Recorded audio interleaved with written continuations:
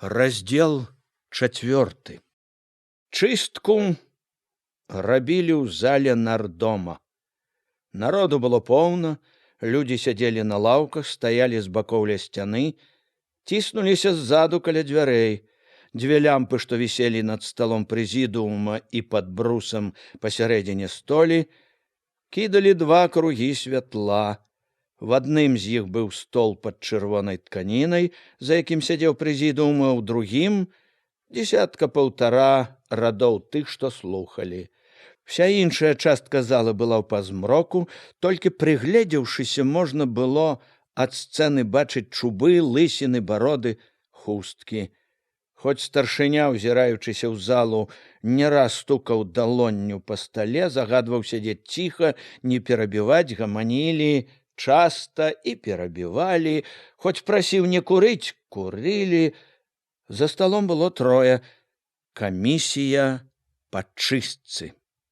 Пасярэдзіне сядзеў старшыня камісіі белы, работнік парткалегіі ЦК партыі Беларусі і камуніст лютага 1917 года, прысадзісты, шчуплаваты, немалады, уже з зачасанымі назад пасівелымі валасамі, спакойны ў манеры гаварыць і ў рухах.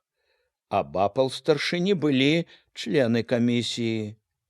Чорны, з кудламі, вельмі жвавы і вельмі худы, Галенчык, прафсаюзны дзеяч з Мінска, былы майстар па вырабу хромавай скуры, і шыракаплечы, важкаваты з выгляду Беразоўскі, чыгуначнік. Абодва члены камісіі першы час пад позіркамі столькіх вачэй чулі сябе неабыякава. Беразоўскаму было як бы няёмка, ён амаль не глядзеў у залу і нібы не ведаў, куды пакласці рукі. Галенчык жа ад увагі такога мноства людзей быў поўны ахвоты дзейнічаць, трымаўся вельмі ўпэўнена, смела, здавалася, не ведаў, куды дзець энергію сваю і смеласць. Позірк яго паволі, цвёрда, хадзіў па радах, па абліччах раз-пораз спыняўся з увагай. Галенчык углядаўся, вывучаў, з нейкім сваім вывадам ішоў далей. Раз-пораз ён адрываў позірк ад залы, чорныя бліскучыя лупаватыя вочы яго разбіралі таго, хто быў збоку стала. У такім павароце на худой птушынай шыі Галенчыка быў відаць вялікі кадык. Ды і ва ўсім яго вобліку было штосьці птушынае, пагрознае. З усіх траіх Галенчык прыцягваў найбольшую ўвагу. Здавалася, што не белы, а Галенчык галоўны тут, старшыня. Першым выклікалі сакратара райкама Башлыкова. Святло падала трохі збоку і спераду, яно паблісквала ў гладкіх без сівінкі валасах, выдзяляла моцны чысты лоб, моцны нос, плечы. Яно адзначала кожную ямку, кожную маршчынку, рабіла Башлыкова трохі старэйшым, але і ў такім святле было відаць, які ён малады, дужы, прыгожы. Гэтае ўражанне дужасці яшчэ падмацоўвала ўпэўненая пастава, строгі, ладны, зеленаватага колеру кітель, стрыманы ў той жа час энергічны голас. Было відаць, што ён адчувае сябе цвёрда, што яго нішто не трывожыць, роўна, голасна і разам сціпла казаў ён пра сваё жыццё. Нарадзіўся ў 1904 годзе ў Гомелі ў рабочай сям'і, бацька рабочы на чыгунцы, і сам ён рабочы з малы год. Спачатку на чыгунцы, потым на электрастанцыі. З юнацкі год у камсамоле, потым у партыі. У час работы на электрастанцыі быў вылучаны кіруючы камсамольскую работу, быў пасланы вучыцца ў Мінск на 6-месячныя курсы кіруючых камсамольскіх работнікаў. Пасля курсаў быў вылучан на партыйную работу в апраўленне чыгункі. Сціпла проста сказаў Башлыкоў, што з упраўлення чыгункі ён пасланы партыяй на кіруючую работу ў Юравіцкі раён з сакратаром райкама. Ніякіх спагнанняў і ваганняў правядзення партыйнай лініі не было, дадаў ён голасна і цвёрда, як бы падводзячы вынік свайму яснаму жыццяпісу. Ні ў якіх антыпартыйных групіроўках і блоках ніколі не ўдзельнічаў, вёў і буду весці з імі самую бязлітасную барацьбу, як і са ўсімі тымі, хто будзе спрабаваць адхіліць нас управа ці ўлева ад генеральнай лініі партыі. Ён ужо скончыў, але ўспомніў, даказаў, за граніцай сваякоў няма, асуджаных савецкім судом таксама няма, ні з блізкіх сваякоў, ні з далёкіх. Ніводнай плямкі. Ідэальная біяграфія, падумаў, ці адчуў, мусіць, не адзін Апейка. Але Апейка, які ведаў і помніў тое, чаго не ведалі, ці не прыгадвалі іншыя, можа быць, як мала хто падумаў, што ўсё гэта нібы такое пераканаўчае, яшчэ не ўсё. Далёка не ўсё, каб паказаць, чаго варт чалавек, як партыец. Апейку чулася ў гладзенькім гэтым жыццяпісе як бы нават нейкая няпраўда. За ўсім гэтым гладзенькім, роўненькім. Тут паступілі на таварыша Башлыкова такія скаргі. Старшыня камісіі з вельмі спакойным, дзелавітым выглядам, не гледзячы ні на Башлыкова, ні ў залу, у вялікай цікаўнай цішыні разгарнуў папку, прабег вачыма па паперцы адной, другой, стаў чытаць. Это былі паперкі з тых, што называліся кампраметуючымі матэрыяламі, якія камісія збірала, калі рыхтавалася да сходу. Башлыкоў першы момант было відно, трохі занепакоіўся, але, паслухаўшы адну другую, паспакайнеў і стаў перад сталом і гаварыў зноў упэўнена, з годнасцю чалавека, які ўсё, што ад яго залежала, рабіў і будзе рабіць, які, калі чаго і не зрабіў, то толькі таму, што гэта не ад яго аднаго залежала. Яму гэта было добра гаварыць таму, што амаль усе скаргі былі в аснове сваёй не так на Башлыкова самога, як на райкам, на розныя непарадкі ў мястэчку, у сёлах, на жыццёвыя нястачы. Былі дзве запіскі са скаргамі, што не хапае солі і карасіны. Ён сказаў, што ўсё, што выдзяляюць раёну, не залежваецца ні на складах, ні ў крамах. В адной запісцы абураліся тым, што забіваюць свіней і кароў, прадаюць мяса з-пад палы, дзяруць з людзей шкуру. Ён таксама абурыўся, сказаў, што партыйная арганізацыя вяла і будзе весці бязлітасную барацьбу з гэтымі злачынцамі і спекулянтамі. Папрасіў, каб пра кожны такі выпадак паведамлялі ў міліцыю ці яму асабіста. Хтосьці паскардзіўся, што ў бярозаўцы, калі адводзілі зямлю пад калгас, няправільна абрэзалі зямлю. Ён паабяцаў, што пасля сходу паедзе ў Бярозаўку і выясніць усё сам. Скардзіліся, што прыцясняюць веруючых. Ён стаў з гневам гаварыць пра рэлігію, пра яе шкоду. Самакрытычна прызнаўся, што таварыства бязбожнікаў, настаўнікі і камуністы ў сёлах няўмела змагаюцца з рэлігійным дурманам. В адной запісцы было як папрок неспадзяванае для такога сходу. Чаму сакратар таварыш Башлыкоў, сустрэўшыся на вуліцы, ні з кім, акрамя сваіх сяброў, не здароваецца, не кажучы ўжо пра тое, чтоб зняць шапку ці папытаць, як здароўе. Калі Белы прачытаў гэта пытанне, ў зале хтосьці, мабыць, ад неспадзеўкі засмяяўся. Засмяяўся знарок весела і Башлыкоў. «Здароваюся! Правільна напісано!» — крыкнуў хтосьці з залы. «Падмечано!» Белы з цікавасцю слухаў, як па зале ішоў даволі дружны, нядобры гоман. «З людьми, которых я знаю, ці которым веру, я не толькі здароваюся і падаю руку». Паспрабаваў адужаць гоман Башлыкоў, ён зноў загаварыў цвёрда. «Мала ж ты каму верыш!» — упёк яго хтосьці з залы, голасна, злосна. Зноў пачуўся гоман, неспакойны, непрыхільны. Твар Башлыкова стаў чырванець. Востры позірк пабег па радах, узіраючыся, шукаючы. Я з усімі здаровацца не магу, калі б і хацеў, сказаў ён, не бянтэжачыся. У раёне 1000 людзей. А я адзін. Правільна, падтрымалі яго некалькі галасоў.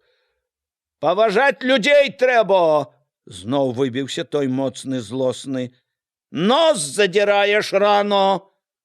Зазнаўся, молад яшчэ, пайшло зноў па радах. Я не зазнаюся, сказаў ён, гатовы упарта абараняцца. Ніколі не зазнаваўся, прамовіў ён яшчэ мацней. Раптам, адужваючы шум, разважна цішэй дадаў. Але, канешне, у мяне таксама могуць быць недахопы. Вось гэта правільна, згадзіўся цяпер Белы. Старшыня пастукаў алоўкам па графіне, запытаўся ў залы, якія таварышу Башлыкову пытанні, прашу задаваць. Стала ціха.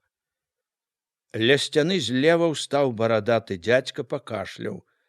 Сказаў быццам з затоеным сэнсам. Няхай скажа, ці работаў у сельскім хазяйстве. Башлыкоў, яшчэ з чырванню ў твары, павёў важлівым позіркам. Туды, к сцяне. Раней не даводзілася. Ясно, прамовіў дзядзька, зноў як бы прытоена, і сеў. Вясёлы жаночы голас пытаўся, чаму таварыш сакратар не жанаты ходзіць? Местачковых дзяўчат гэта вельмі цікавіць. Але Башлыкоў, хоць і ў зале павесялела, не паддаўся на весялосць. Яшчэ насцярожаны адказаў, што жаніцьбаю думае пакуль пачакаць. Шкода, уздыхнуў хтосьці гулліва. Башлыкову давялося перажыць яшчэ некалькі важных хвілін, калі Белы запытаў у залу, хто хоча выступіць. І к сталу камісіі лёгкай, прухкай хадой падышоў Гайліс. Гайліс ледь дайшоў, дзіцячым сваім галаском кінуў залу. Тут неразумно смеялись. Записка. Башлыков не здымае шапка, не здоровается. Ничего нет смешного. Правильно, товарищ Башлыков не снимает шапка. Конечно, это маленький недостаток. Товарищ Башлыков, может быть, даже не знал, что тут есть такие звычай. Здороваться с незнакомый человек. Але это, что товарищ Башлыков не здоровается, не есть дробязь ерунда. Бо тое, что товарищ Башлыков не здоровается, не есть случайность. Бо этот факт говорит про тое, як товарищ Башлыков звычайно поступает. Он звычайно и товарищам, с которыми разом работает, товарищам по партии руку не подает. Он никогда не пытается, як вы живете. Он более любит кричать у трубку. Вы там, черт знает, что делаете. Вы спите, вы оппортунисты, мы будем с вами говорить на бюро. Вот, як говорит часто товарищ Башлыков. Гайліс помаўчаў, паглядзеў на Башлыкова, як бы хацеў пераканацца, ці слухае той. Башлыкоў пачырванелы, стояны, слухаў, і Гайліс павярнуўся зноў да залы. Товарищ Башлыков, может быть, лічыць, что секретарь повинен быть строгий. Это правильно, повинен быть строгий. Он есть, як говорится, не есть, як говорится, кум. Але этого мало. Секретарь райкома повинен быть не только строгий, але и уважливый, и справедливый. Чуткий повинен быть, культурный. Этого часто нет. Ён зноў павярнуўся да Башлыкова, дакончыў. Вучыцца, товарищ Башлыков, трэба. Ён гаварыў так шчыра, пераканана, што ўся зала моўчкі лавіла кожнае слово. Уражвала, мусіць, і тая адкрытасць, смеласць, з якой ён рэзаў праўду самому Башлыкову, не думаючы зусім пра тое, што можа быць потым. Апейку гэтая адкрытасць і смеласць не дзівілі. Ён адно думаў зухвала, як добра тое, што ён, Гайліс, рэжа ў вочы Башлыкову, і именно тут, у гэты момант, бачыў, як чырванеў, як стрымліваў сябе не вельмі ахвотны да такіх урокаў сакратар. «Слухай, слухай», мімаволі думаў Апейка, «вучыся». Гайліс такой жа лёгкай хадою сышоў, як чалавек, які зрабіў тое, што павінен быў. Падаўся на сваё месца на другім радзе недалёка ад Апейкі. Апейка не азірнуўся, але адчуваў, што на Гайліса глядзяць з павагай. У зале яшчэ ціха, ні аднаго галаска. У цішыні гэтай і пачулася: «Дазвольце мне слова». К сталу ішоў Зубрыч. Ускочыў на адну ступеньку, на другую, зірнуў залу, але гаварыць не стаў спяшацца, пачакаў увагі. «Я беспартыйны», — сказаў ён спачатку да камісіі, «але я таксама хачу сказаць, паколькі думка беспартыйнай масы, як мне вядома, таксама неабыякавая для камісіі. Голас мой, як чалавека непартыйнага, можа быць, і не так многа значыць, але я магу таксама ўнесці сваю долю для высвятлення ісціны, і такім чынам, па гэтай хоць бы прычыне, я адчуваю абавязак сказаць сваё слово».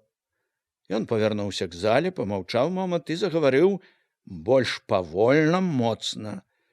«Я павінен сказаць шчыра некалькі слоў. Перш за ўсё не буду таіцца. Таварыш Башлыкоў са мной таксама не цырымоніўся. Мне, наколькі я помню, ён таксама не толькі не падаваў рукі, але і, здаралася, гаварыў словы не менш вострыя, чым таварышу Гайлісу. Здаралася, было такое, таіцца няма чаго. Я буду гаварыць шчыра». Ён кінуў позіркам на Башлыкова, які насцярожана сачыў, да чаго ўсё гэта. Апейка таксама глядзеў з цікавасцю з залы, з першага рада, праўда, з цікавасцю асаблівай. Непрыемны і не зусім зразумелы быў яму гэты чалавек, з якім даводзілася ўжо не адзін год рабіць блізка. І падхалім, і не падхалім, нешта горшае, брыдкае, нейкае слізкае. Для чаго ён вылез сюды? З якім намерам? Што яму трэба тут? «Я не друг таварышу Башлыкову. Ні ён да мяне, ні я да яго не мелі асаблівай сімпатыі. Будем гаварыць шчыра. Але я люблю праўду. І вось гэтая праўда і прымушае мяне гаварыць, не маўчаць. Я з таварышам Башлыковым сустракаўся не раз, бачыў яго збоку, слухаў і магу сказаць, што ведаю таварыша Башлыкова някепска. Ведаю як кіраўніка, ведаю як чалавека, як партыйца. Я ведаю таварыша Башлыкова». Зубрычу голас яшчэ падужэў, набыў як бы святочнасці. «І таму я скажу шчыра, не магу згадзіцца з таварышам Гайлісам». Зубрыч адолеў шум у зале. «Не магу.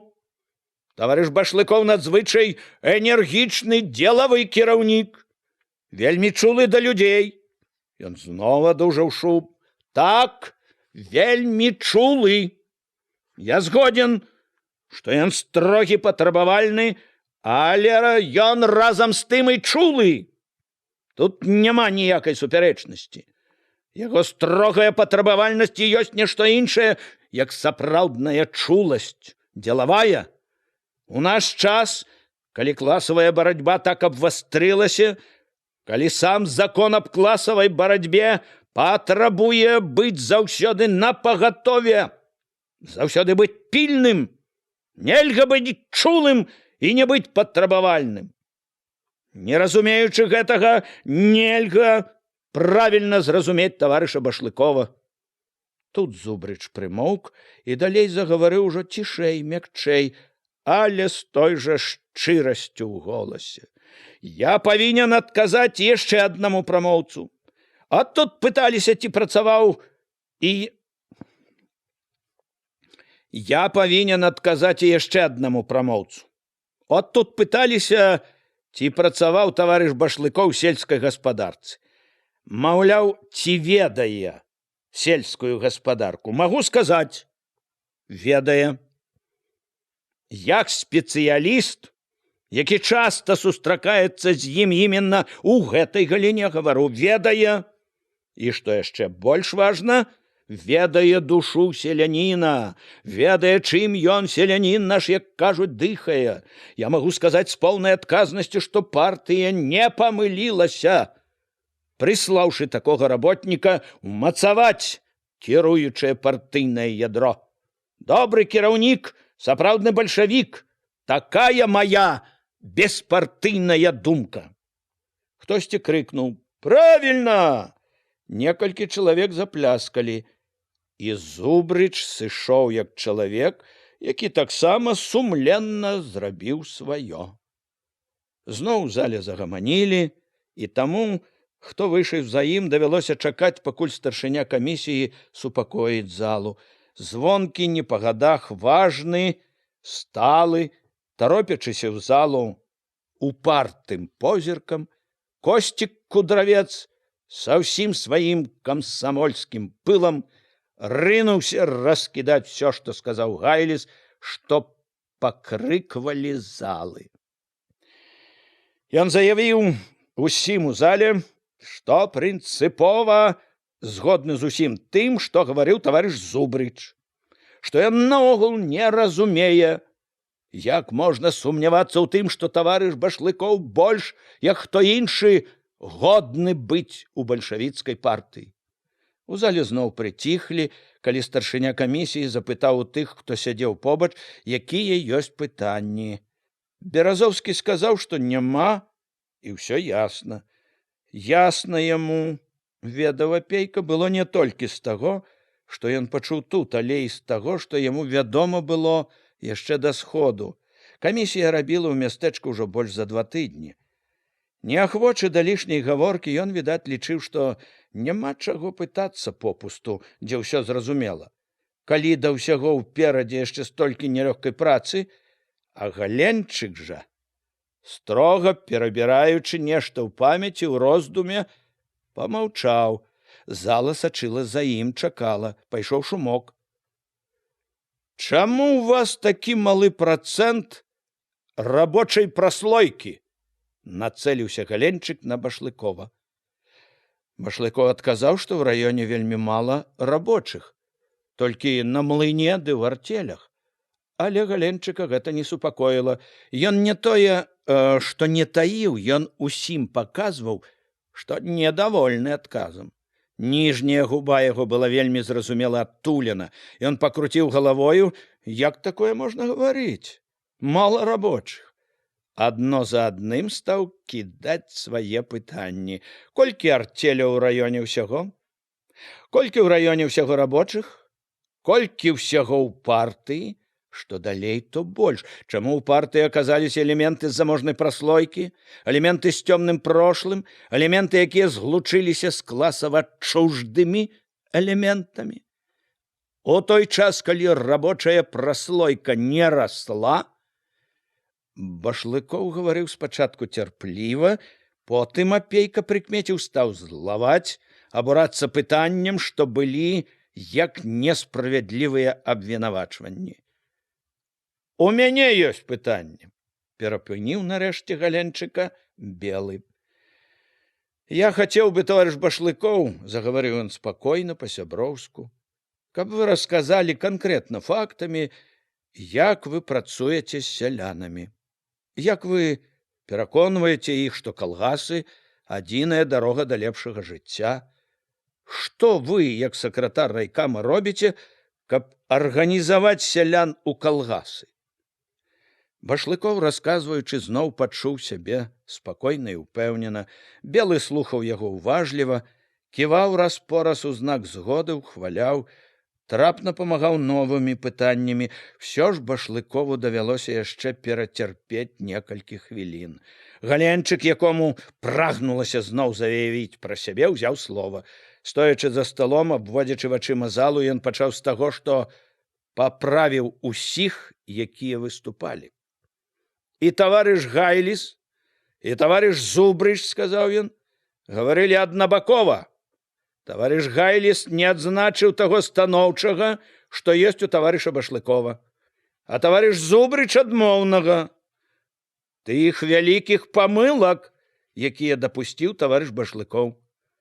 Непахісна выкрываючы гэтыя небяспечныя памылкі, Галенчык зноў падышоў да тых пытанняў, якія не даў яму дакончыць старшыня камісіі, даводзячы, як шкодна для партыі тое, што ён выкрываў сваімі пытаннямі, ён ужо выпраўляў не толькі лінію Башлыкова, а разам і лінію тых партыйцаў, якія бяруць такую лінію пад абарону.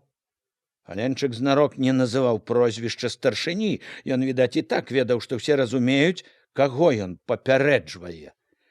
Белы слухаў яго цярпліва, не перабіў ні разу, і Галенчык зноў вярнуўся да Башлыкова. «Таварыш Башлыкоў павінен улічыць, павінен помніць, павінен не забываць усяго, што яму было тут сказано». Такім жа тонам Галенчык і скончыў. «Таварыша Башлыкова можна аставіць у партыі, але ўказаць на тыя недахопы, якія тут былі ўскрыты». Выйшла так, што Белы, які гаварыў апошні, проста нібы падтрымаў прапанову Галенчыка. Пасля некалькіх спакойных дзелавых слоў старшыні Башлыкоў і сышоў па ступеньках уніз у залу. Белы выклікаў к сталу камісіі Апейку. Калі Апейка ўзышоў, Белы спакойна, будзённа зірнуў, папрасіў расказаць біяграфію. Апейка павярнуўся і ўбачыў звыклае залу, людзей, што чакалі яго слоў. І ад гэтага звыклага адчуў сябе раптам вельмі спакойна. Спакойна, роўна расказваў пра жыццё сваё, адказваў на пытанні. Яго трохі здзівіў тон, штосьці нядобрае, незразумелае ў тым тоне, з якім Галенчык сказаў: «Я прапаную прачытаць кампраметціруючыя матэрыялы, якія паступілі на таварыша Апеньку». Тады Апейка падумаў быў, што Галенчык незнарок перайначыў яго прозвішча. Апейку больш кінуўся на ўвагу нядобры, нібы зларадны бляск у чорных пранізлівых вачах. Па гэтым бляску Апейка зразумеў, што яму грозіцца небяспека. Здагадаўся, што небяспека ад запісак. Ён з насцярожанасцю глядзеў, як Белы выбіраў з папкі, перачытваў паперкі, падрыхтаваўся мімаволі да паганага, але першыя ніякай небяспекі не зычылі. Хтосьці нават пісаў, што кампліментируючых матэрыялаў пра таварыша Апейку можна напісаць багата, бо ён такі партіец, што ў яго няхай бы ўсе вучыліся. Другі пісаў, што яго няма чаго чысціць, таму што ён свой і ўсе яго і так ведаюць. Былі запіскі, у якіх наракалі на парадкі ў раёне. Дзве з іх былі напісаныя, мабыць, тымі ж людзьмі, якія пісалі на Башлыкова. У адной скардзіліся, што не хапае солі і карасіны, у другой, што прыцясняюць веруючых. Потым ужо адна, вось яно, пэцнула брудным намёкам. Чаму таварыш Апейка скрывае, што сапраўднае яго прозвішча не Апейка, а Апенька? Ці не таму, што вядомы міраед кулак Апенька яго родны брат? Тады яшчэ адна такая ж дурная і злая. Няхай скажа, сколькі з'еў кулацкага сала. Але самае паганае, была апошняя. У партійную камісію прашу заявіць на сходзе, ці можа займаць важны савецкі пост такі чалавек, як Апейка, які зросся з кулакамі і сам фактически з'яўляецца іх пасобнікам і заступнікам. У зале, калі Белы чытаў апошнія запіскі, захадзіў гоман такі, што Белы пасля кожнай прыпыняў чытанне і паглядваў у гаманлівы прыцемак. Хтосьці крыкнуў хрыпла і моцна: «Брахня!» Яго падтрымалі між мужчынскіх стрыманых некалькі абураных жаночых. Апейку гэтыя галасы супакойвалі і падтрымлівалі, але з іх падтрымкаю стаяць спакойна было няпроста. Удар быў важкі, небяспечны. І ўсё ж Апейка стараўся не паказваць хвалявання. Не толькі таму, што на яго глядзела столькі вачэй, недзе там, сярод добрых, прыязных, помніў ён увесь час, цікавалі вочы, якія прагнулі яму бяды, болю. «Чаму я Апейка, а не Апенька?» — гаварыў ён як мог спакойна, з годнасцю. «Пра гэта лепш запытацца ў таго п'янага папа, які запісваў мяне ў метрычную кнігу». Нехта засмяяўся, іншыя падтрымалі прыхільным гаманком. Апейка адчуў, што тон узяў правільны. Загаварыў зноў з той жа спакойнай насмешлівасцю. «А як я скрываў, хто мой брат і хто мой бацька, дык гэта, мабыць, невядома толькі таму, хто пісаў запіску. Хоць, — Апейка нібы задумаўся, — ён, мусіць, знае гэта лепш за іншых». Зноў засмяяліся, хтосьці крыкнуў невесела, нават пагрозна: «Знае!» Апейка перачакаў і сказаў коротка, цвёрда: «Сала братавага я не браў, і, значыцца, не еў, ні аднаго фунта і браць не думаю». Гэтыя словы яго таксама ўхвалілі гоманам. Ён памаўчаў, падумаў. «Што да трэцяга пытання, то...» Апейка глянуў на Белага. «Яно, можна сказаць, не да мяне. Гэта пытанне да камісіі». Белы кіўнуў, што згодны з адказам. Запытаў у залу, якія да таварыша Апейкі пытанні. Пастаяў, павёў позіркам па зале. «Чаго тут пытацца? Знаюць усе. Свой чалавек». Белы цярпліва пачакаў, пастукаў алоўкам па графіне, гоман прыціх. «Хто хоча выступіць ад таварышу Апейку?» «Выступленне тут простае. Добры чалавек, справядлівы». Белы, жмурачы вочы, прыгледзеўся, хто там гаворыць. Устаў дзядзька здаровы, шырокі, у расхрыстанай паддзёўцы. «Е-то я казаў». Апейка пазнаў: Сопат, рабочы з млына. Белы папрасіў яго выйсці к сталу, але Сопат толькі варухнуў плячом. «І тут добро. Сярод народу лаўчэй, дак от кажу. Добры чалавек, добры, абыходлівы. Словам, партейны, вот і ўсё». Дзядзька зірнуў на Белага, на Апейку, важна, з годнасцю чалавека, які выканаў неадменны абавязак, сеў. Белы зноў пытаўся, хто яшчэ скажа. Зноў быў гоман, чулася: «Чаго ж казаць попусту, ну? Ясна ўсё, свой чалавек». Тады паднялася, момант пастаяла, потым ціха пайшла к сталу. Міхаленка Вольга, смуглявая, чорная, як цыганка, швейніца з арцелі. Апейка быў добра знаёмы з ёй, яна была сакратаром камсамольскай ячэйкі арцелі, не раз прыходзіла да яго.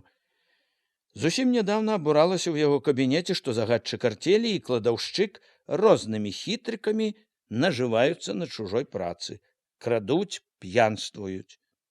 Была яшчэ таксама нядаўна зусім з просьбай, дабівалася грошай на ленінскі куток.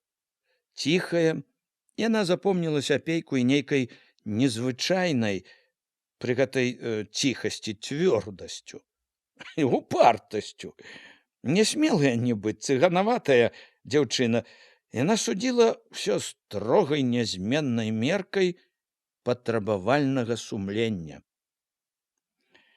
Яна і тут загаварыла ціха, як бы нясмела, але з той верай у сваю праўду, якая прымусіла ўсіх прыціхнуць.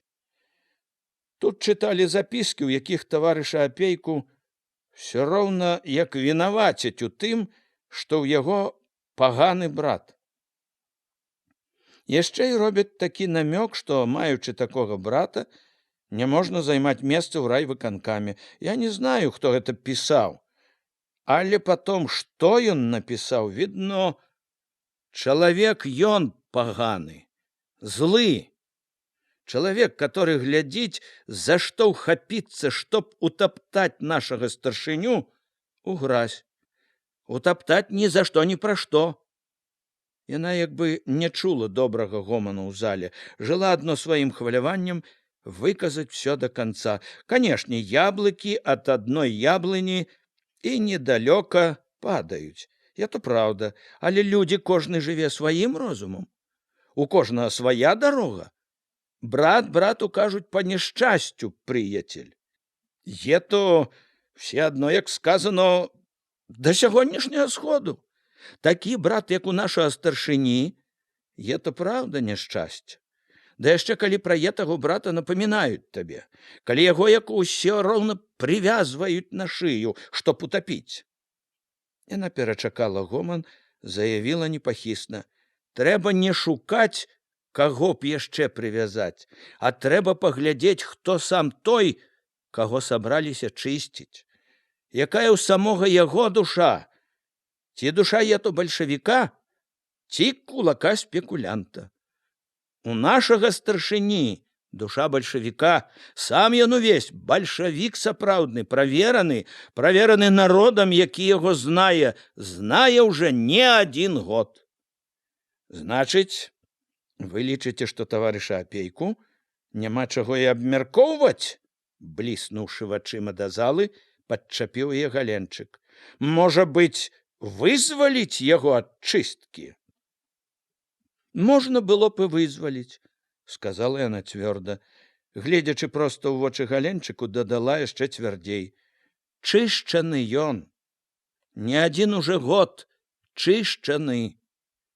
Яна ціха і упэўнена сышла ўніз, не зважаючы ні на тое, як пакруціў галавою насмешлівы Галенчык, ні на тое, як глыбакадумна штосьці запісваў ён у блакнот. Ужо тады, калі ён зноў павёў позіркам па зале, папрасіў словам малады звонкі голас. Яшчэ па голасе Апейка пазнаў Кудравец, сакратар райкама камсамола. Папраўляючы на хаду пояс, абцягваючы складкі на гімнасцёрцы, рашучай хадою Кудравец пайшоў насустрач яму к сталу. Па тым, як ён ішоў, як стараўся не сустракацца позіркам, Апейка адчуў, што Кудравец выйшаў не абараняць яго.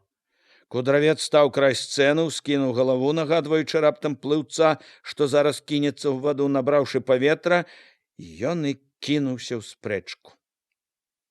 Перш за ўсё напаў на камсамолку Міхаленка за яе ідэйна непрадуманую заяву, нібы чыстка партыі не абавязковая для ўсіх партыйцаў. У партыі все роўныя, сказаў ён, і чыстку абавязаны прайсці все знізу да самага верху. Таму заява гэтая Міхаленкі памылковая, і райкам камсамола ў прынцыпе асуджае яе. Апошнія словы Кудравец сказаў ужо Галенчыку, і Галенчык слухаў яго з сур'ёзнай мінай, стрымана кіўнуў, што прыме заяву гэту да ведама. Цяпер пра таварыша Апейку.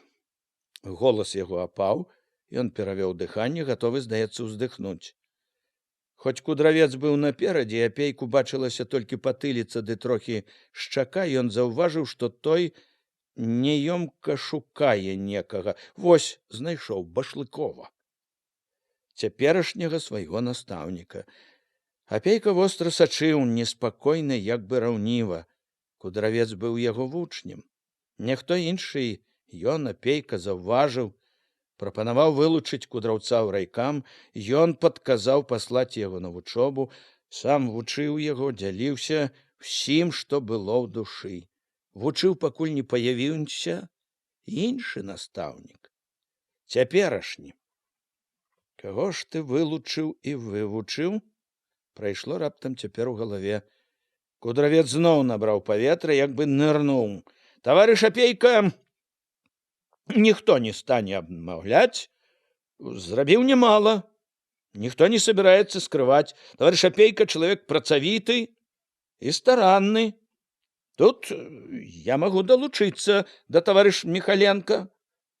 Товарищ Апейка старается працаваць як на сваёй пасадзе старшыні райвыканкама, так і ў бюро райкама. Ён выконвае даручэнні, якія яму даюць як члену бюро. Все гэта асцярожлівае, такое нясмелае. Апейку чулася нібы прадмова да іншага галоўнага, якое Апейка чакаў з раптоўнай пільнай цікаўнасцю. Ён не памыліўся, адразу за гэтым тон кудраўцовага голасу пацвярдзеў. Мы не собираемся скрывать тое добрае, што было. Але мы не павінны заплюшчваць вочы на тыя недахопы, якія ёсць. А яны ёсць у таварыша Апейкі. І немалыя. І тут трэба сказаць гэта не тоячыся. Бо чыстка — гэта не беседа за столом са всякімі пачастункамі, дзе сябры хваляць адзін аднаго ды абдымаюцца. На чыстцы трэба чысціць, счышчаць всялякія наросты. І тут мы павінны не тоячыся сказаць, што ў таварыша Апейкі ёсць вялікія недахопы.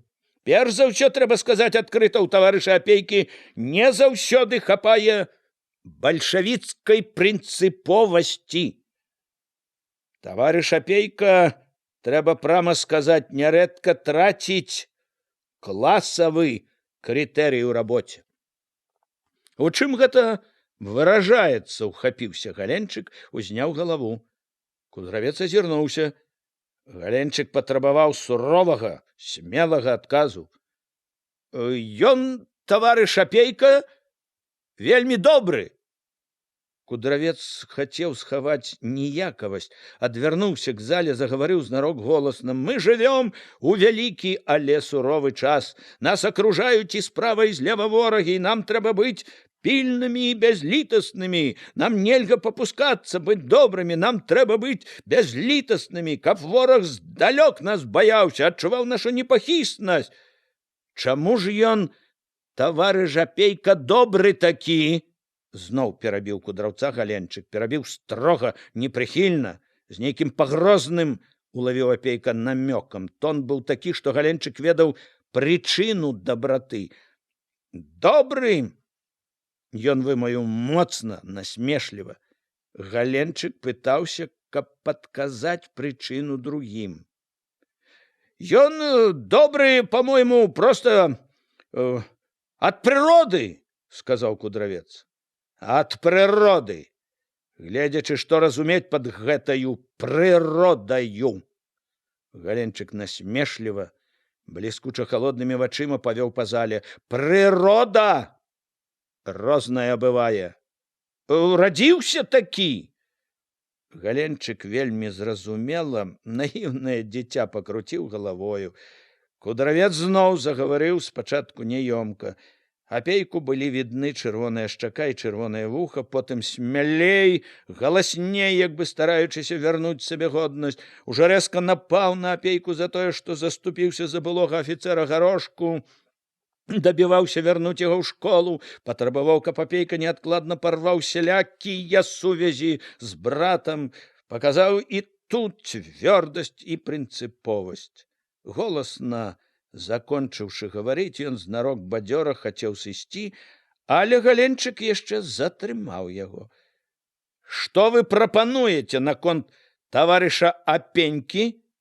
Я прапаную, голасна і бадзёра сказаў кудравец, мімаволі павёў позіркам на Башлыкова, як бы шукаў парады. Я прапаную, яшчэ павысіў голас кудравец, хаваючы кволасць, указаць таварышу Апейку, што ён павінен канчаткова парваць са сваімі сваякамі ўсялякія сувязі, а на пасту займаць вёрдую класавую бальшавіцкую лінію.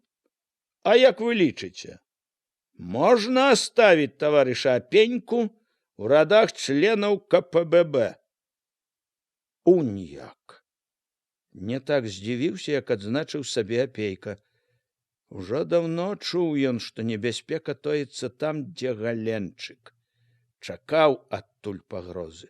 Праз гэта ён менш, як трэба было б, дзівіўся таму, як паводзіў сябе Кудравец. Ён проста нібы адкрываў сабе новае ў характары Кудраўца. Дзіўна, заўважыў на кудраўцовай патыліцы пот. Нялёгка хлопцу. Я так думаю, не паказаў кволасці Кудравец. Трэба, каб таварыш Апейка даў слова, што ён у далейшым будзе цвёрда весці бальшавіцкую лінію ва ўсім, папярэдзіць яго. Яшчэ Кудравец не дайшоў да лаўкі, як з радоў ускочыў, імкліва рушыў да сцэны Гайліс. Хударлявы, жылаваты, у расшпіленым шынялі ускочыў на сцэну, круто павярнуўся к зале. «Не можна так, таварыш Кудравец!» зазвіняў высока востры галасок. «Не можна! Ви молоды большевик! Ви кіраўнік райкома комсомола! Ви должны показать пример усей молоді! Трэба мець свой характер, свой твёрды прынцып!» «Я говорю принципово!» — устаў крыкнуў з залы Кудравец. «Ви говорили без принцип!» — обрезал его Гайлис. «Ви говорили принцип, чего изволите. Вот такой, какой вы говорили, принцип!» «Товарищ Гайлис!» — упэўнена, уладна спыніў латыша Галенчык. «Вам ніхто не даваў права абражаць людзей і заціскаць ім рот, калі яны гавораць тое, што вам не падабаецца. Я не затискаю рот, но надо говорить правду, говорить не оглядываючись. Не забывайте, где вы знаходзіцеся. Не забывайтеся, што вы на пасяджэнні камісіі па чыстцы!» Белы пастукаў алоўкам па графіне, тонам загаду сказаў: «Товарищ Галенчык». Галенчык зіркнуў недовольна, але змоўк, стаў штосьці записывать у блокнот. «Я не забываю, что тут идет чистка. Тут решается судьба, товарищ Апейка, и надо говорить честно, даже коли это неприятно некоторым на ухо. Надо говорить правда, товарищ Кудравец». «Кажите про товарища Апейку», — попросил спокойно Белый. «Это тоже имеет отношение до товарища Апейко. Товарищ Апейко — справдный большевик, настоящий. Он все силы отдает, чтоб партийное дело перемагало. Он не боится, як некоторые, ездить у самой глухие селы, у болото, у лес, не боится лезти. Он всего себе отдает для працовных людей. И люди любят его. Его не любят только нехорошие люди, которые хотят его запецкать, кивают на брата, но он с брат не имеет ничего братского. Он брат усім працовным людям, а не мироед, с которым родился разом случайно». Захапіўшыся, гарачы латыш расказаў, як памагаў Апейка будаваць школу ў Мокуці, ладзіць дарогі, як прыязджаў аж на Луг арганізоўваць калгас у Куранях. Спыніўся раптам, коротка, непахісна заявіў зноў, што таварыш Апейка сапраўдны, настоящий большевик. Ужо ступіў са сцэны, калі стаў, павярнуўся да камісіі. «А вам, товарищ Галенчик, не надо подказывать, что говорить. У кожного есть свой голова, свой розум. Ясно?» Не чакаючы, што Галенчык скажа, рашуча пайшоў у залу. Тая зноў ахвотна, ухвальна загаманіла, запляскала. Ніколі за ўсе гады не перабіралі так Апейкава жыццё, як у гэты вечар. Успаміналі, спрачаліся, папраўлялі адзін аднаго, гаварылі, крычалі да хрыпаты і смалілі цыгаркамі. Дым вісеў над людзьмі хмараю. Амаль не зачынялі дзвярэй, часта расчынялі вокны, каб выцягвала дым. Тады чуваць было, як па нагах паўзе халадок цёмнай асенняй ночы. Людзі то выходзілі, то заходзілі, стаялі ў сенцах, гаманілі пад вокнамі. К поўначы трохі разышлося, але ў зале было і цяпер амаль што поўна. Што далей, то часцей сталі пакрыкваць, што пара канчаць. Пра апейку ўсё ясна, але Белы не слухаўся, даў выказацца ўсім. Было ўжо далёка за поўнач, калі старшыня запытаў у членаў камісіі, ці няма ў іх пытанняў. Зала зноў глядзела на Галенчыка. Той, сунуўшы строгія бровы, хвіліну думаў, перш чым выказаць сваю правую ўладу. Ці даўно бачыліся з братам? У якіх адносінах вы з былым настаўнікам і афіцэрам Гарошкам? І якія адносіны ў вас з кулаком Глушаком? Падрыхтаваны ў думках, што ад Галенчыка можна чакаць усяго, Апейка адказваў спакойна, з годнасцю. Не абураўся нават тым, што Галенчык на ўсё недаверліва крывіць губы. Апейку як бы падтрымлівалі і разумная ўвага Белага, і спачування залы. Галенчык не вельмі насядаў на апейку з пытаннямі. Ён неўзабаве заявіў, што пытанняў больш няма. Але як толькі Белы пацікаўся, ці не хоча хто з членаў камісіі выступіць, Галенчык глыбай падняўся з-за стала.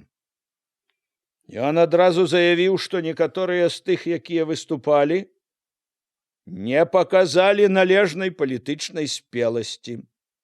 Больш таго, некаторыя, як таварыш Гайліс, паспрабавалі заціснуць рот тым, хто адважваўся крытыкаваць апеньку. Больш таго, стараліся выставіць апеньку як нейкага святога, якога і падазраваць у грахах не дазволена. Паглядзім, ці такі ён святы, таварыш апенька, як тут стараліся некаторыя даказаць. Паглядзім, узважым усё строгай бальшавіцкай меркай. Галенчык акінуў вачыма залу непахісна, бязлітасна. Узважым бальшавіцкай меркай. Памаўчаў, загаварыў цішэй, мякчэй, паблажліва. Таварыша апеньку тут называлі добрым, справядлівым, чулым. Хвалілі, што таварыш апенька всіх прымае, усіх выслухоўвае, памагае ўсім. Галенчык нібы пахваліў таксама. Памагае правільна. Правільна? Голас яго дзіўна зацяўся. У голасе штосьці таілася, абяцала. Памагае, але давайце паглядзім. Галенчыкаў голас падужэў. Як апенька памагае? І каму памагае? Вот што давайце паглядзім.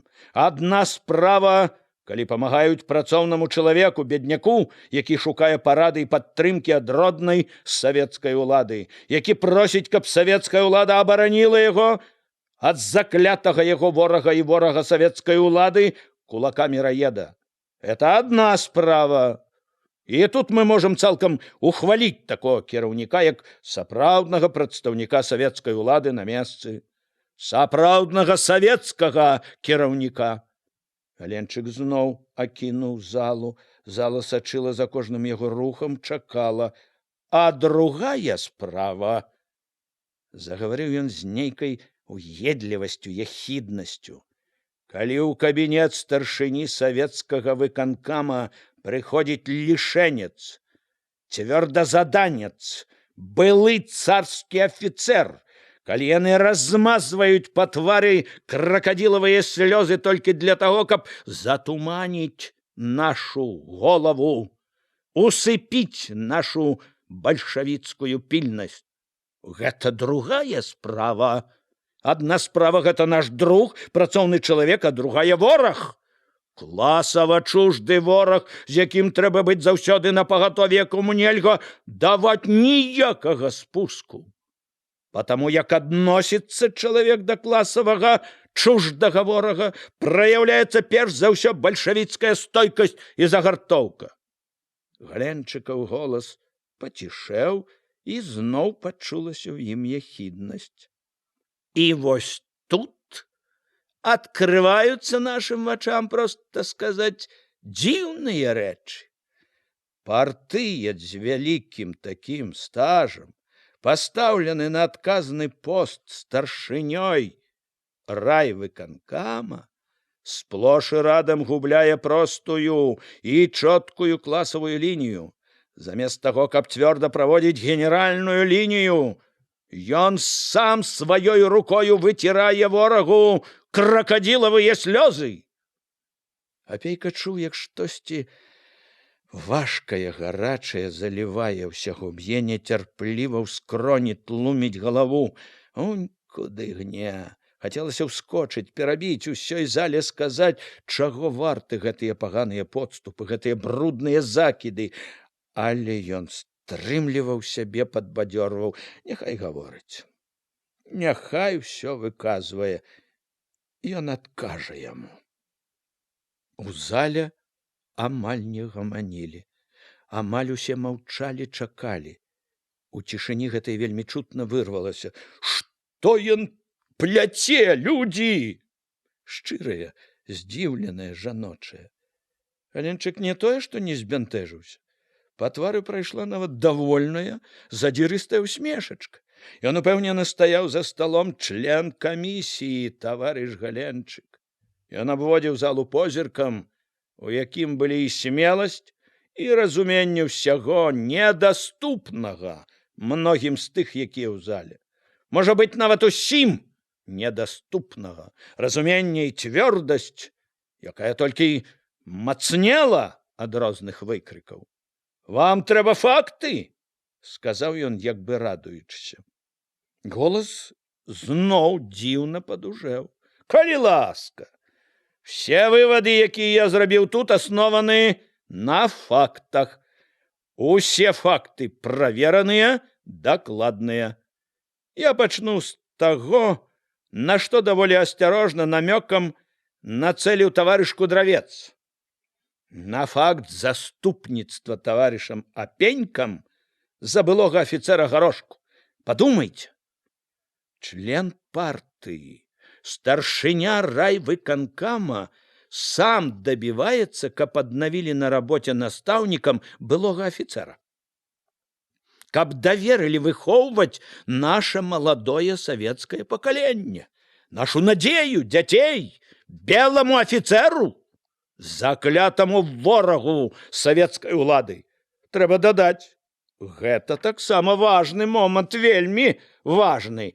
Сваёй цэлі Апенька добіваецца пасля таго, калі партыйная ячэйка, райкам камсамола і районар разаблачылі гэтага ворага і вырвалі яго, як шкодную траву, з асяроддзя нашых савецкіх дзяцей. Аб чым гэта гаворыць? Падумайце, таварышы. Але гэты факт не адзіночны. Такіх фактаў вельмі многа. Іх можна прывесці дзесяткі, а можа і сотні з дзейнасці Апенькі на пасту старшыні райвыканкама. Не далей як тыдзень таму, ужо тады, як работала камісія, таварыш Апенька ўзяў пад сваю апеку ашуканца цёмных нашых людзей, папа, які прыйшоў да яго ў райвыканкам з казкамі, нібы ён усвядоміў шкоду рэлігіі, якой ён служыў усё жыццё. А цяпер рашыў астрыгціся, захацеў быццам бы пачаць жыць сумленным жыццём. Таварыш Апенька, вопытны работнік, немалады партыец, поверыў на слова гэтаму прайдзісвету, богавому служку. які прыкінуўся толькі для таго, каб замаскіравацца пад нашага савецкага чалавека, каб уладзіць у наш савецкі інстытут свайго папоўскага сынка. Больш таго, Апенька — гэта факт, правераны факт.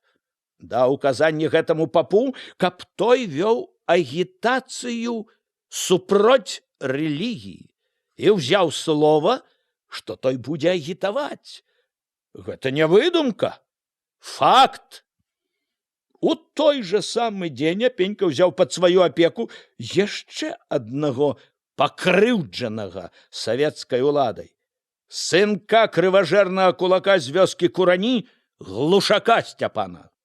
Гэты кулацкі выкармак устроіў Апеньку спектакль, нібы бацькаў кулацкі хлеб дзярэ яму горла, і ён кінуў бацьку, і ён просіць, каб далі яму месца працаваць у камуне. І Апенька паверыў кулацкаму сынку, паверыў і памог ушыцца у камуну. У зале там-сям шумелі, раз-пораз выляталі крыкі, абураліся галенчыкавай гаворкай. Апейка не дзівіўся, проста адзначаў сабе. Былі такія, што радаваліся. Але большасць, прыкмячаў ён, маўчала. Маўчала і чакала, што будзе яшчэ. Было штосьці і ў саміх прыкладах, і ў тым, як гаварыў Галенчык, нешта такое, што прымушала людзей слухаць, маўчаць, чакаць.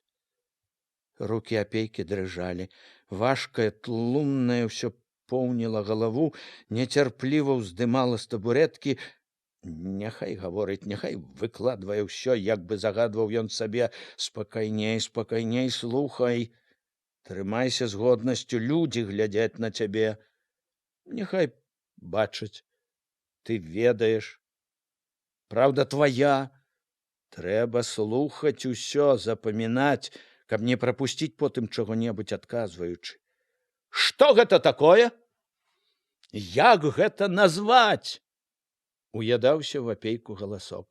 Ёсць людзі, якія называюць гэта дабратою. Галасок быў поўны іроніі. Вы, таварыш Кудравец, называеце гэта дабратою, а бальшавікі, сапраўдныя бальшавікі, называюць гэта інакш.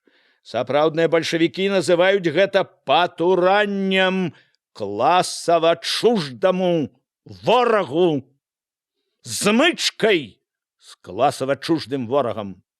Па сапраўднаму бальшавіцкаму азначэнню это нешта іншае, як скрыўленне класавай лініі бальшавіцкай партыі. Па бальшавіцкаму азначэнню это нешта іншае, як правы ўхіл. Вот што гэта такое, калі глядзець глыбока і адкрыта. Правы ўхіл, з якім бальшавіцкая партыя пад кіраўніцтвам таварыша Сталіна вяла і будзе весці бязлітасную барацьбу. Галенчык ледзь не сарваў голас, але прымусіў замерці ўсю залу. Ён кіпеў гневам, у ім чулася вялікая сіла. Апейку раптам взяла кволасць. А што, калі і Белы ці Беразоўскі так жа? Калі яны паддадуцца гэтаму?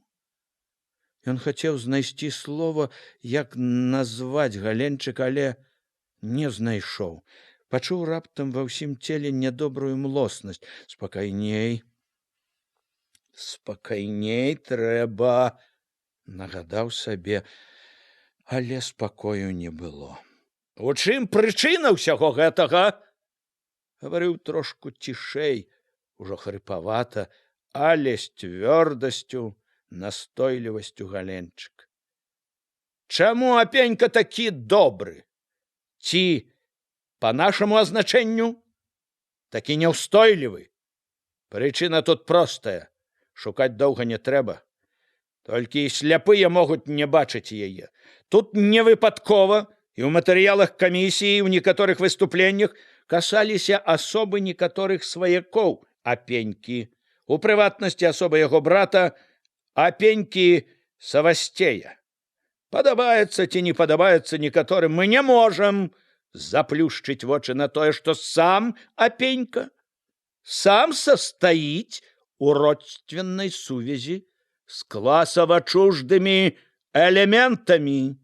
Ён звязаны з імі адным ланцугом, таму ён і абараняе іх, сплош і радам служыць ім. Служыць і тайна, і адкрыта. Яблыка падае не толькі блізка ад яблыні, але і блізка ад другога яблыка. Яны ляжаць радам. У гэтым і ўся прычына апенькавай дабраты. І калі тут у матэрыяле, які паступіў у камісію, пытаюць, ці можа такі чалавек займаць адказны савецкі пост, то я на гэта магу заявіць: не можа. Галенчык адужаў гоман у зале, яшчэ цвярдзей заявіў: не можа. Я лічу, што камісія павінна таксама сур'ёзна ўзважыць усе даныя і зрабіць свае сур'ёзныя вывады пра тое, ці дастойны такі чалавек быць у бальшавіцкай партыі.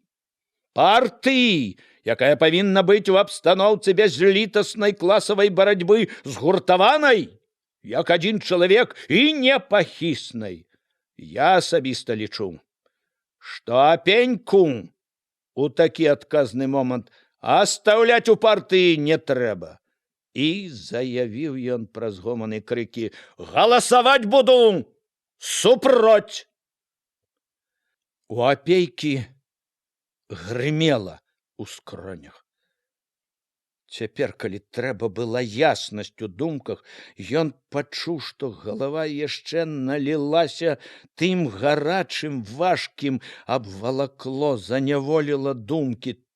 Толькі грыміць у скронях, ды лезе непаваротлівая, упартая, нястрымная. Няўжо можа быць? Астатняе было недзе за думкамі, але ён чуў яго ўсё істотай. Няўжо могуць вычысціць? Всё раптам страціла рэальнасць, даходзіла да яго як штосьці незразумелае, недасяжнае розуму. Спакайней, спакайней трэба, загадаў ён, але спакой не прыходзіў. Праз гарачую завалоку чуў ён гоман у зале, бачыў, як скочыў нехта, здзіўлена голасна кінуў: людзі! Што ж ето ён плёў? Всё ж ето брахня! Брахня ўсё ето! Ад стала белы, мабыць, пачуўся звон алоўка аб графін. Якое ж тут скрыўленне лініі? Поп прыходзіў, кулацкі сын, ахвіцэр. Дак к яму ж усе мы прыходзім. Все к яму ідуць. Я 5 разоў была. Чаму ён не ўпамянуў? Дак якое ж тут скрыўленне? По-мойму, савецкая ўлада такая і павінна быць, як Іван Анісімавіч. Выгнаць з партіі. Вы чулі? Дык яму дзякуй трэба сказаць. Сказаць, чтоб у партіі ўсе былі, як ён. Жанчыне запляскалі, хтосьці крыкнуў: правільно, маладзец!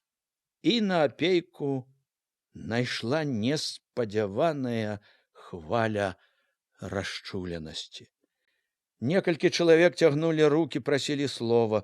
Блізка ад сцэны з паднятай рукой стаяў Гайліс, чакаў дазволу, але белы стукаў па графіне, пакуль не прыціхла.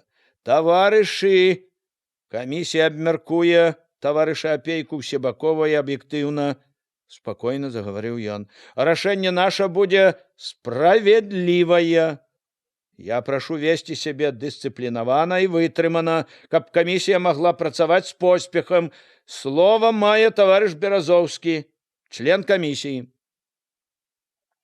Беразоўскі, як і седзячы, калі стаў, таксама горбіўся. Важкая галава выдавалася ўперад. У стол упіраліся моцныя кароткія рукі, вочы глядзелі з-пад лба, і збоку здавалася, што яны нядобрыя, злыя. І сам ён здаваўся хмурным, жорсткім. Я хачу указаць тут на некаторыя моменты, сказаў ён важка, глуха, з которыми я не згодны. Антон Алексеевич тут асвятліў так, што Апейка звязан з варожымі элементамі і састаіць у радстве з імі. Ён гаварыў пра брата Савасцея і не сказаў, што в Апейкі ёсць яшчэ брат і 3 сястры, і што яны беднякі ці маламоцныя сераднякі, і не адметіў, што бацькі Апейкі зноў жа самай, што ні на ёсць пралетарскай крыві. Гэта ён упусціў. Па-другое, ты, Алексеевич, упусціў, што за ахвіцэра Апейка хадатайстваваў не сам, а таму, што к яму прыходзілі дзеці са школы. От што! Паслухай, потым скажаш. Не даў ён перабіць сябе Галенчыку. І я папутна хачу сказаць яшчэ раз, што ахвіцэры таксама розныя былі. Я табе рассказываў уже пра штабс-капітана Карабкова, который яшчэ пры царском рэжыме агіціраваў нас за бальшавікоў і пайшоў пад суд за ето. Або возьми Тухачэўскага, зноў жа ахвіцэр, ды яшчэ і з дваран. А Ленін не пабаяўся назначыць яго камандуючым. Постой, паслухай, я ж цябе не перабіваў. А тут жа гэты Гарошко, хто? Не тое, што не дваранін, а і селянін, бацька яго не асаблівы. Серадняк. Вывучыў яго, выбіваючыся сілы. У людзі хацеў вывесці, вывучыў, зрабіў настаўнікам. І з-за таго Гарошку етаму і начапілі залатыя пагоны. От які гэта ахвіцэр. І зноў жа людзі, як ты чуў, гаварылі, супроць савецкай улады нічога не рабіў. За савецкую уладу гаварыў. Не пішы, паслухай, ды падумай. Дак які ж гэта, як ты кажаш, закляты вораг? І к таму ж дзеці прасілі Апейку за яго. Так што тут твая крытика пустая. І пра хлопца таго, пра глушака папутно. Тое ж скажу. Калі ён хоча жыць па савецкаму закону, няхай жыве. І правільно, што Апейка памог яму. Няхай жыве. Што ж яго, як тое кацяня? Яно на бераг задыханы ўжо лезе, а мы яго зноў у раку тапіся. Тут зноў тваё ўпушчэнне, і папутна зноў адкажу пра самога Апейку. Ты няправільно стараешся завесці яго ў тупік. Няправільно. Ён, канешне, чалавек не святы, это правільна. Жывучы на зямлі, всяго набярэшся. Як той куст пры путях і пылу, і шлаку. Але ён, Апейко, хороший чалавек, бальшавік. Не перабівай, слухай. Аб етам гавораць усе факты. Усе надзейныя людзі пацвердзілі гэта, з якімі мы гаварылі. А ты ухапіўся за матэрыял, который падкінуў, можа, які-небудзь прахадзімец. Ці можа быць такі чалавек на савецкім пасту, а? Яшчэ падпяваеш яму. Не можа. Я не падпяваю, абурыўся Галенчык. Я даказаў гэта пераканаўча. Нічога ты не даказаў. Загарэўся ўжо і Беразоўскі. Нічога. Гаварыў, як лажыў важкія чыгунныя пліты. Ты кажаш, не можа. А я кажу, можа. І ў партыі можа быць. Такая моя думка. От што.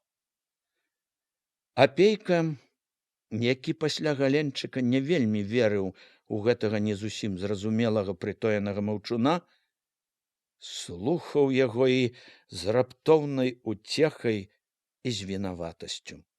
От чакаў ад яго паганага, не верыў, а ён, глядзі ты, цвёрда сказаў сваё слова. І якое слова, якое разумнае, цвярозае. Апейка быў поўны неспадзяванай удзячнасці. Раптам перастала біць у скроні, пасвятлела ў галаве, пачуў сябе лягчэй, як бы убачыў наперадзе прагаліну. Спакайней, з даверам слухаў белага, які, відаць, хацеў ужо канчаць абмеркаванне. Час позні, таварышы, а мы хацелі б абмеркаваць яшчэ аднаго таварыша. Таму я яшчэ раз прашу быць дысцыплінаванымі, памагаць нам працаваць, не шумець у зале. Ён памаўчаў, і Апейка зразумеў. Зараз пачне гаварыць пра яго. Белы загаварыў так жа роўна, спакойна, але разважліва. Чыстка. Што такое чыстка? Чыстка, здаецца, вельмі простая. Чысціць. Бяры мятлу, лепей густую ды пацвярдзей, і мяці, чысці, шаруй, пакуль не стане чыста. Чым мятла цвярдзей, чым шаруеш цвярдзей, тым лепей. Проста. Памаўчаў, зноў заявіў. Проста і няпроста. Проста, калі падлога, і няпроста, калі людзі. Няма такой мятлы, якая чысціла проста людзей. Няма і не будзе. От у чым закавыка. Тут штука тонкая. Тут не размахнешся. Тут 10 разоў трэба прыгледзецца, вывучыць усё, каб рашыць справядліва по-бальшавіцкаму. Яно ж і гаспадыня добрая, метучы, не асабліва размахваецца мятлой. Глядзіць, як бы са смеццем не вымесці і лыжкі ці лапця. А як жа камісія павінна глядзець, каб не аставіць у партыі смецця?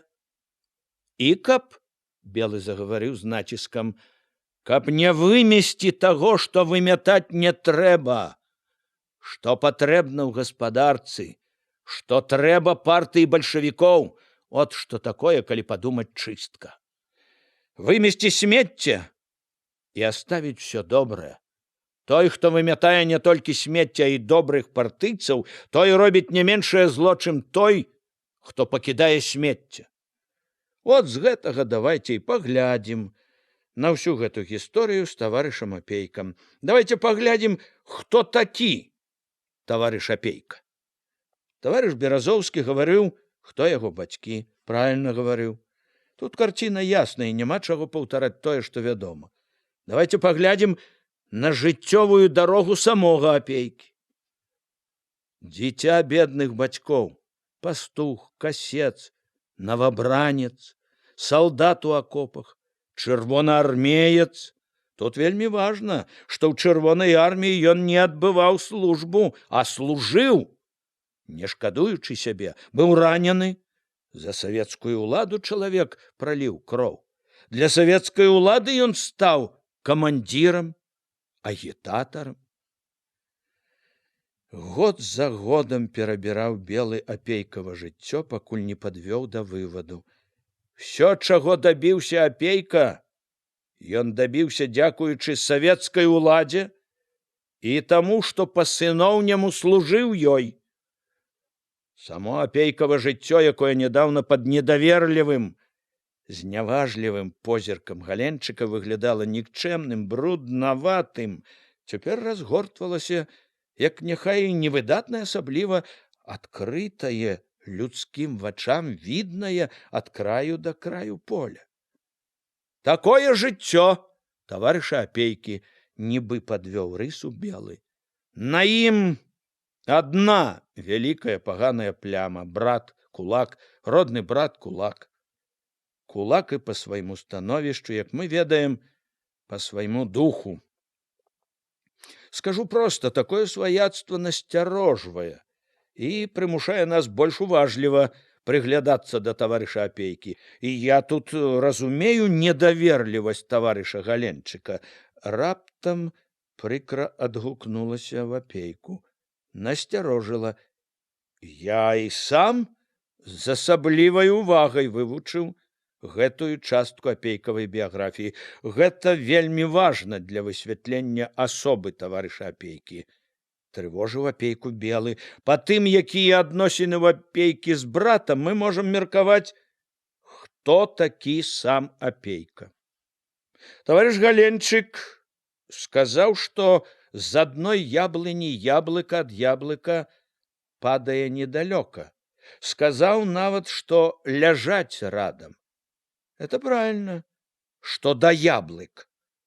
Але люди не яблыки. Люди могут быть и радом, и могут быть по розныя бакі баррикад. Таму мы уважліва праверылі, блізка ці далёка адзін ад аднаго браты Апейкі. Праверылі, еў ці не еў Апейка, як тут пісалі кулацкае сала. Я магу упэўнена сказаць цяпер: не еў. Браты, можна сказаць, ідуць зусім рознымі дарогамі. Але разам з тым камісія ўказвае таварышу Апейку, што ён вінаваты, што не спыніў своечасова брата, што даў яму вырасці ў такога вырадка ў кулака. Гэта віна ёсць на таварышу Апейку, і мы указваем яму. Вінаваты. Век буду вінаваты, падумаў Апейка, век буду чапляць. Узяло расчараванне. Разумны чалавек гаворыць такое, але Белы не цікавіўся яго пачуццямі. Белы спакойна, незласліва і бязлітасна вёў сваю гаворку, мераўся сваёй меркай. Вось пачаў ужо новае. А цяпер паглядзім, як праявіў сябе таварыш Апейка на рабоце. Работа самая дакладная праверка бальшавіка. Апейка не прапусціў слова да тых апошніх, якія сказаў Белы. І калі найлепш пра чалавека меркаваць па рабоце, па справах, то таварыш Апейка наш савецкі работнік, бальшавік, са сваімі заслугамі перад партыяй. Такія людзі патрэбны партыі. Калі Апейку далі слова, ён раптам пачуў, што не ведае, з чаго пачаць. У душы было яшчэ поўна трывогі, жыла надзея, адчуванне, што ўсё кончыцца добра. Адзін будзе супроць, але магло б быць і горш. Ён бачыў перад сабою твары, яснейшыя ў кругах святла, цьмяныя далей твары, вочы, што чакалі. Што ж казаць? Можна гаварыць многа, але на што? Беразоўскі і Белы сказалі: трэба падумаць, разабрацца ва ўсім, але гэта потым, як цяжка гаварыць, калі столькі адразу асела ў галаве, столькі перажыта. Трэба коротка. Самае галоўнае. Жыццё штука складаная. Ён здзівіўся, які ў яго хрыплы голас. Загаварыў галасней. Не заўсёды зразу можна знайсці правільнае рашэнне. Я, канешне, не раз памыляўся, але я ніколі, голас Апейкі пацвярдзеў, не патураў ворагу. І тым больш не змыкаўся з ім, як тут стараўся пераканаць таварыш Галенчык. Такім жа бездоказным лічу я і абвінавачванне мяне ў правым ухіле, якое таксама ж блізка да ісціны, як і іншыя. Калі я памагаў каму-небудзь з тых, у кім сумняваецца таварыш Галенчык, то таму, што лічыў, што гэтыя людзі могуць быць карысныя нам. І лічыў подлым таптаць людзей, якія хочуць жыць па-новаму. Нават калі гэтая дарога была для іх няпростая. Я ведаў, што знойдуцца дзеячы, якія прычэпяць адзін з тых ярлыкоў, якія тут начапілі, але лічу трусасцю рабіць наперакор свайму партыйнаму сумленню. Я і далей буду рабіць так, як падказвае мне партыйнае сумленне, не азіраючыся на выкрыкі тых, у каго кульгаюць ці разважнасці, можа быць, сумлення. Вы каго маеце на ўвазе? Загарэўся Галенчык.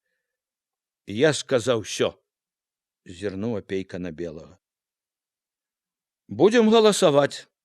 Белы ўстаў, як бы даючы зразумець важнасць хвіліны, памаўчаў. Хто за тое, каб таварыша Апейку Івана Анісімавіча аставіць у партыі? Ён сам першы ж падняў руку. За ім падняў руку Беразоўскі. Двое. Хто супроць? Адзін. Такім чынам, большасць за. Ледзь Белы аб'явіў рашэнне камісіі, не чакаючы, калі сціхнуць воплескі, Галенчык папрасіў слова. Я лічу гэтае рашэнне няправільным. Лічу, што камісія ў даным выпадку праявіла палітычную блізарукасць і апартунізм. Я пераканаўся ў гэтым яшчэ раз, слухаючы выступленне Апенькі, у якім ён не толькі не прызнаў сур'ёзных палітычных памылак, а і заявіў, што будзе так жа дзейнічаць і далей, і ў якім ён назваў усіх, хто ідзе прама, трусамі і дурнямі. І я далажу пра гэта вышэйстаячым інстанцыям для адпаведнага вываду.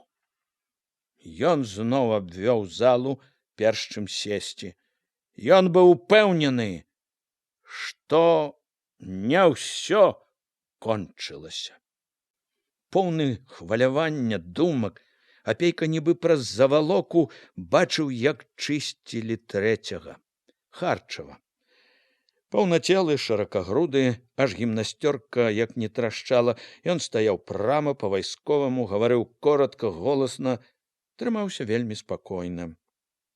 Спакойна яго буравата-чырвоным твары ва ўсёй моцнай постаці быў і тады, калі пачалі чытаць запіскі.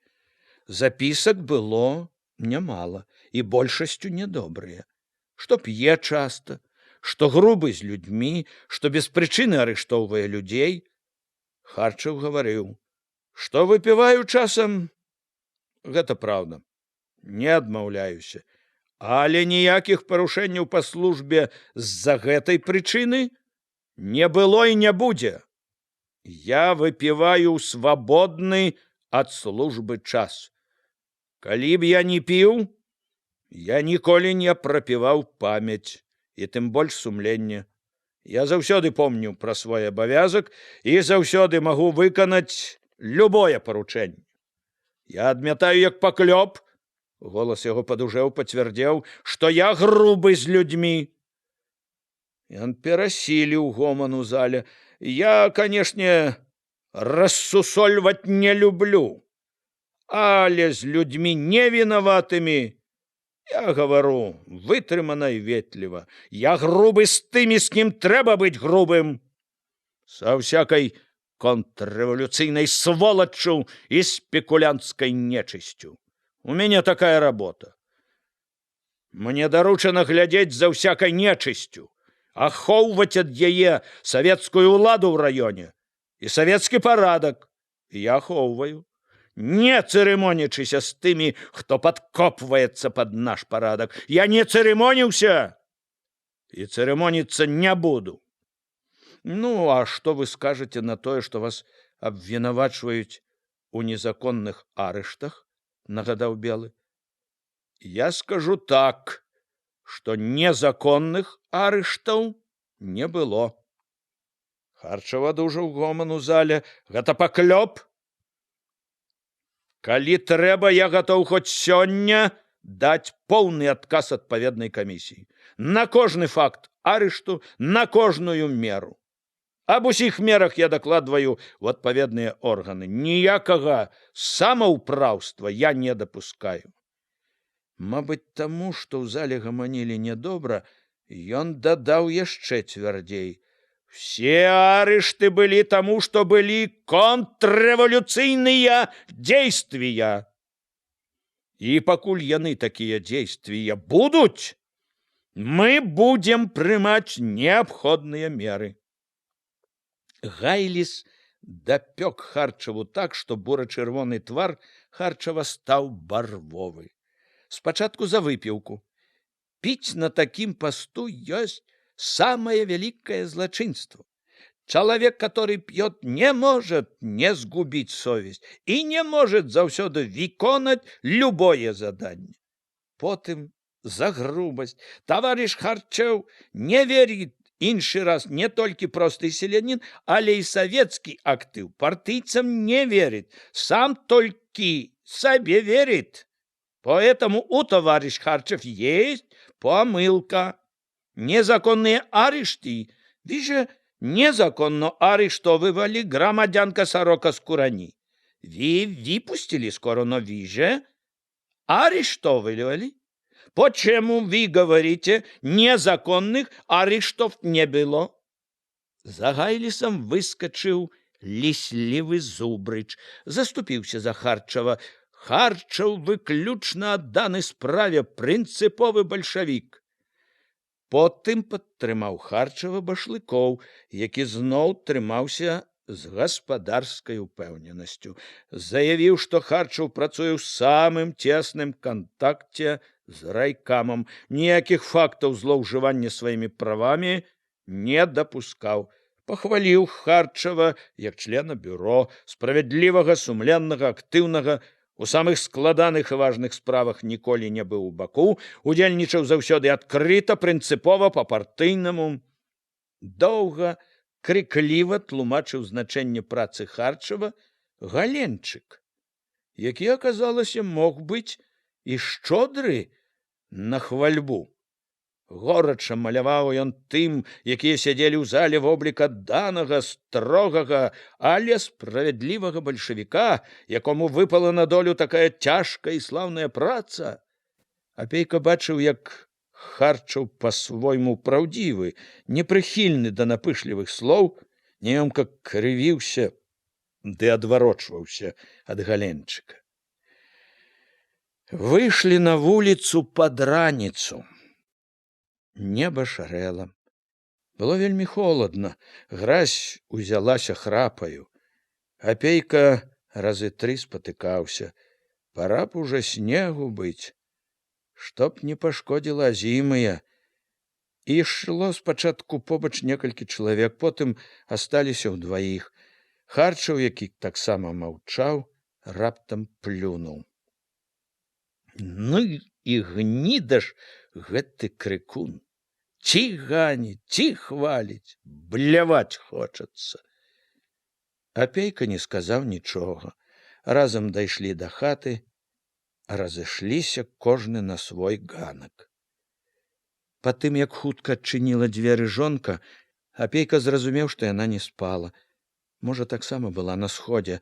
Была? Стомлена зірнуў ён на яе, павячэраўшы. Была. Всё, як трэба было чакаць, здагадалася яна. Калі лёг, пачуў, як стаміўся. Пачуў, якую небяспеку перажыў. А што, калі б не Белы, не Беразоўскі? Хто-небудзь яшчэ пад Галенчыка? Ці без характару? Да і так, ці ўсё яшчэ кончылася? Гразіўся у вышэйстаячыя інстанцыі? Гніда, праўда. Прыпомнілася, ці можа займаць адказны савецкі пост чалавек, які звязаны з кулакамі? Хто гэта пісаў? Ці мала іх, мала каму ён насаліў? І вось жа таксама ўзяў удзел у чыстцы. А Гайліс, упарты латыш. Разам дужасцю адагнаў думкі. Што б не было і што не будзе, трэба працаваць, працаваць, працаваць. Час пакажа, чыя праўда. Праўда скажа сваё.